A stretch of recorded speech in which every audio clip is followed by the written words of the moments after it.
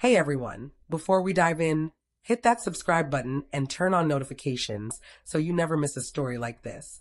My phone buzzed with a bank alert at 3:47 a.m. on a Thursday.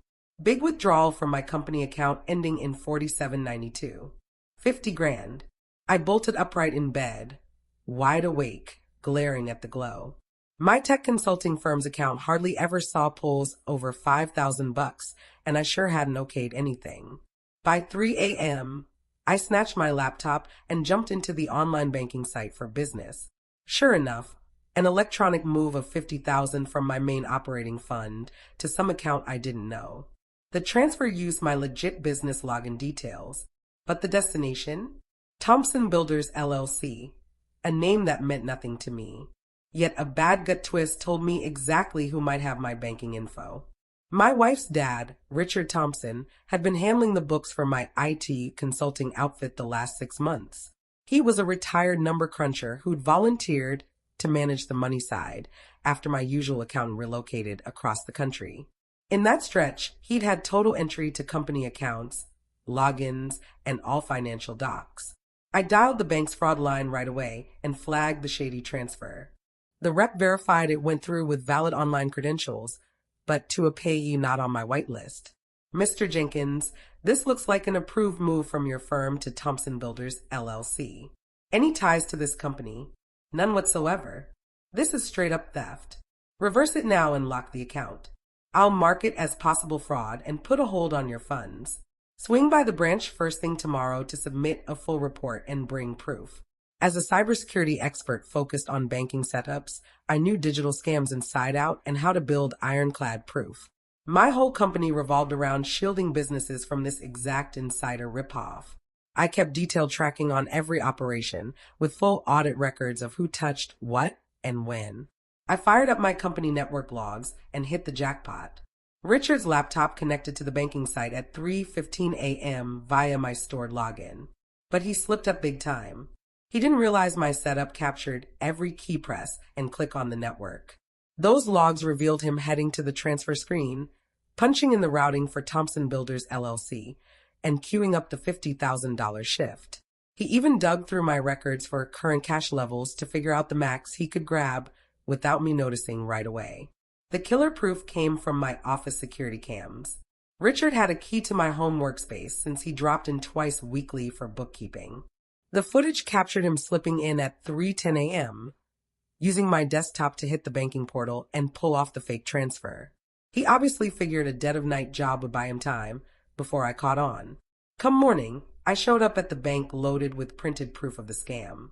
The branch supervisor, Amanda Reyes, scanned my files with widening eyes. Mr. Jenkins, this is slick insider theft. Your wife's father leveraged his real access to your systems to siphon 50 grand. The tech proof you've got is rock solid. Richard's been my bookkeeper half a year. He knew every account and exactly how much spare cash I had. This wasn't a spur-of-the-moment grab. It was planned out theft. We'll undo the transfer ASAP and lock down the Thompson Builders account. Get on the phone with cops now. This kind of scheming points to federal-level stuff. I rang FBI Special Agent Maria Lopez from the Financial Crimes Unit. I'd collaborated with her team on past cybersecurity gigs, so she trusted my detail-oriented approach. Agent Lopez, David Jenkins with Jenkins Cyber Defense here. Reporting theft by a relative. I've got full digital proof, network tracks, cam videos, bank statements. How much are we talking? 50,000 lifted from my company fund by my father-in-law, who had proper access as bookkeeper. Video shows him doing it. Logs prove he planned it. That's federal level theft. Can you stop by this afternoon? Pack it all. By 2 p.m., I was in Agent Lopez's office with a fat stack of docs. It was airtight. Bank printouts of the bogus move, network proof of Richard's access, cam clips of him in my workspace at 3 a.m., keystroke records detailing the exact theft steps. David, this is top-tier embezzlement proof I've ever seen, Agent Lopez said, flipping through. Your father-in-law botched it from every digital angle. He's an old-school bean counter who doesn't get today's security tech. He had no clue my systems track everything and cams cover all office entry. Agent Lopez eyed the bank docs. He funneled it to his own builder company account that screams intent to keep it for good, fitting embezzlement perfectly. What charges? Federal embezzlement, wire fraud. Maybe computer intrusion since he used your setup for illegal ends without real okay. With $50K, he's facing 3 to 5 in federal lockup. That night, I got home to my wife, Emily, whipping up supper. She was clueless her dad had just swiped 50 grand from our company. How was your day? She chirped. Eventful. Some weird account activity I had to chase down. Oh no, hackers? You handle that stuff daily. Kinda. Teaming with officials to fix it. An hour on, Richard showed for our regular family meal, toting wine and playing it cool. He hugged Emily, gripped my hand, and took his spot at the table. Business treating you well, David? He asked, sounding sincere. The reports I've been crunching show solid cash flow. Things are strong, I said evenly. Cash has been great this quarter. You know, Richard said, slicing his steak, you're raking in more than folks our age ever dream. Sometimes I figure you don't grasp your luck. Maybe you're onto something. Richard leaned in. Family funds ought to aid family. When one's hurting money-wise, the lucky one should pitch in and spread it. Emily nodded. Exactly. Help family whenever possible. For sure, I said. Family comes first. Richard grinned at my words. Glad you get it. Too many hoard cash and ditch family duties. Post-meal, Richard cornered me in my office while Emily tidied the kitchen. David, need to chat serious, he said, shutting the door. My builder firm's in a bind. Economy's crushing small ops and cash is tight bad. Sorry to hear, Richard. How bad? Need around 50 grand to pay bills and stay open. Hoping you'd see it as family backing. You earn plenty, and it'd save my outfit. I gave him a look of fake empathy. That's a chunk, Richard. I get it, but for you it's peanuts. You drop more on gear and trips. This is family in crisis. When do you need it? Pronto. I've started fixes on the cash crunch, but gotta lock in funds fast. Got it. Sleep on it. Talk details tomorrow. Richard beamed, relieved. Knew you'd get families sticking together in tough spots. Next day, I updated Agent Lopez. Father-in-law hit me up last night for $50K in his builder company. Says cash flow fix, but really wants to whitewash the theft. Ideal. He's retrofitting it as legit deal. Proves he knows it's wrong. Next, search warrants hit his places tomorrow AM grabbing all theft proof and any other scams. Play along. No promises, no rejection. Keep him thinking it's smooth till cuffs. Next morning, Richard rang at 9. David, Muldar talk? Need to know on the investment help. Leaning toward family aid, I said measured. Checking finances to see. Awesome. New family cash helps family. At 10:30, Agent Lopez called. Warrants done. Father-in-law cuffed on federal embezzlement, wire fraud, computer fraud. Dug up more thefts from relatives and contacts. More thefts? Pattern of ripping off. Records show he hit your mother-in-law's nest egg. Leveraged his brother's house sans okay. Skimmed 2 old freelance clients. His reaction? Stunned, then mad. Kept yapping family cash shares. You earn too much. Doesn't grasp theft's theft no matter victim's wallet. Afternoon. Frantic call from Emily at her job. David, disaster. Dad's FBI arrested. They claim he took from your company. Must be error. Heading home. We talk. Home.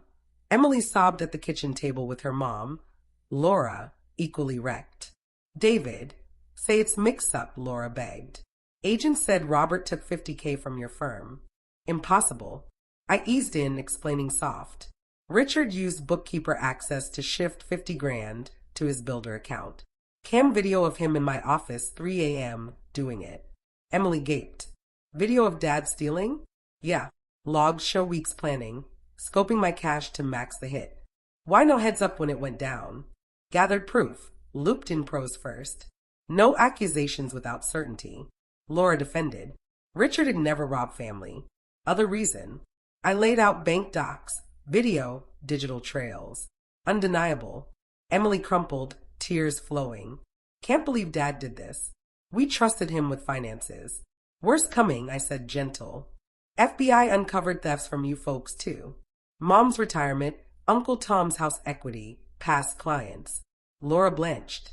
Retirement, but Richard handles my money. Check everything now. Call FBI on odd moves. Prelim hearing a week later.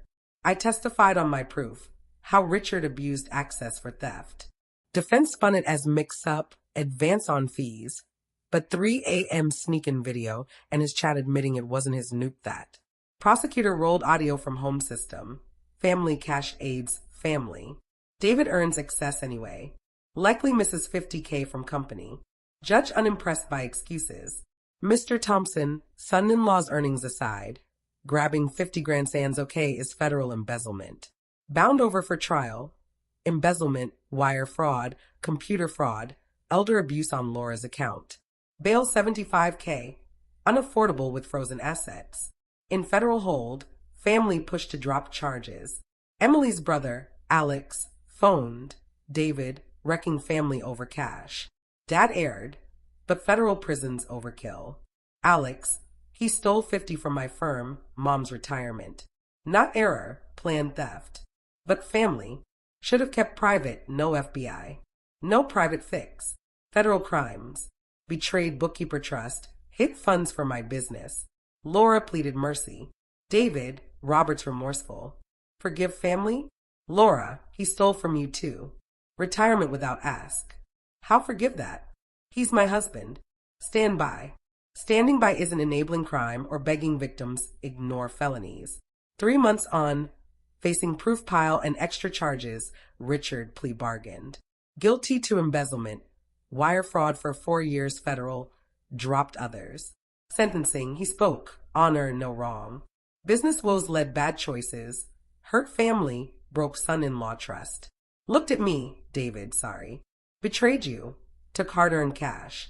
Told myself family shares, but theft's theft. Judge, for years federal, 3 supervised release. Pay $78K restitution, stolen plus penalties, costs. Hallway post, Agent Lopez. Outcome feelings? Relieved done, sad family rift. His pics tore us. Your proof sealed it. Sans your security smarts, logs. Harder prove. He figured trust meant no safeguards. Wrong. 6 months later, prison letter from Richard. Dear David, tons reflection. Jealous your success. Bitter younger out earning me. Greed. Entitlement betrayed trust. See now risk your business. 50K operating funds. Payroll. Bills. Growth. Endangered livelihood for my fixes. No forgiveness expected, but get why law enforcement. Protected business like any owner on embezzlement. Inmates call me nuts not mad at you for family turn in. But you prove crimes on business. Reporting versus betrayal differ. Hope Emily forgives family pain. Embarrassment I caused. No reply from me. Richard did 3.5 of 4. Good behavior out. Part-time hardware clerk. Tiny apartment other side town. Emily and I rebuilt via months counseling. Trust hits. Trauma. She wrestled dad guilt. Rage at family spot. Laura divorced in prison. Florida near sister. Got most retirement back restitution. But betrayal ended 30-year marriage. Some can say family handle, no feds. Punishment harsh for family money row. But embezzlement ain't family squabble. 50K company steal ain't kin issue. Trusted position systematic theft. Federal crime. Daughter married or not. Richard bet family ties shielded consequences. Figured embarrassment. Guilt. Harmony worry stop federal pursuit on father-in-law. Wrong. Family bonds no federal law pass. Broken trust via embezzlement. Theft. No fix by sorry or desperation claim. Willing business dealer values ease over your living. Kept top cybersecurity as job, but learned embezzlers hit trusted access, banking family shield prosecution. Richard planned weeks, sure undetected or unprovable. Chems, logs, keystrokes, bank records proved otherwise. Sometimes business guard means prosecuting supposed loved ones. Sometimes family loyalty. Legal lines over crime. Sometimes family cash helps family. Sayers think steal okay if victim affords. Raid sounds that morning. Justice, consequences hitting one thinking family protected from federal embezzlement. Didn't.